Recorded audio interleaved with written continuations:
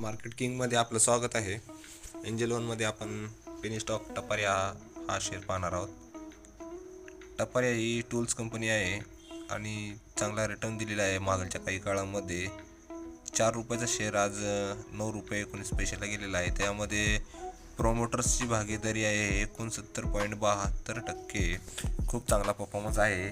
त्याची अंदाजे 20पर्यंत जाण्याची शक्यता वर्तवलेली आहे. खूपच चांगला परफॉर्मन्स दिलेला आहे या शेअरने मागल्या काळामध्ये. तुम्ही पाहू शकता. आपण ह्याचा चार्ट पाहणार आहोत, तरी बघून घ्या.